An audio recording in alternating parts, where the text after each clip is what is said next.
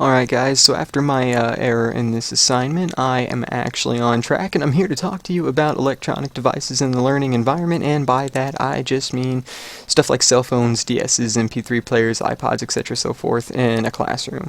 Things that we're told we shouldn't have, but we all want because we like those kind of things. It's just a fact. But we're here in this environment and paying to be in this environment to learn, so we should probably respect that. It's a thing. It's really a thing that we should do. It's expected of us, but moreover, we have like 20 or 30 other people in the classroom that are also trying to learn, so we should probably respect them too, because I guarantee we'd all get frustrated if we were trying to focus on something and there's this big huge distraction going on, and that was due to something that is inherently against the rules to begin with.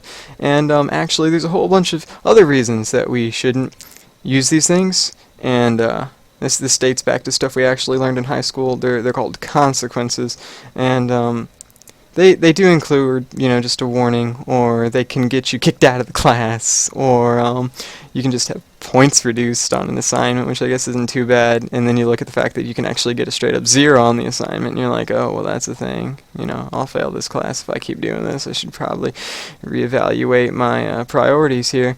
And on that note, like I said, there are some situations, like the medical one, where I said you can use the electronic devices in the case that you have a medical excuse to. There's some act somewhere saying we can do that, but there's also a couple situations where, with a understanding teacher who believes that there might be an important purpose behind the message, you may be allowed to have your cell phone or electronic device active in the middle of class. I would believe that this would only be applied to something like a medical emergency, such as a parent or grandparent in the hospital or something similar to this. I'm not entirely for sure what the scope of this is, and I'm sure it is individual to each teacher.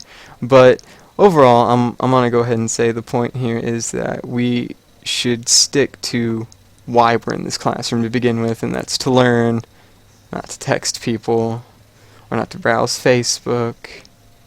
And there are probably some productive uses of these devices, but that's kind of irrelevant because it's up to the teacher's discretion, and there's a whole bunch of reasons called consequences that we should abide by them anyway. So, anyway, thanks for your time, and please don't go view that other video.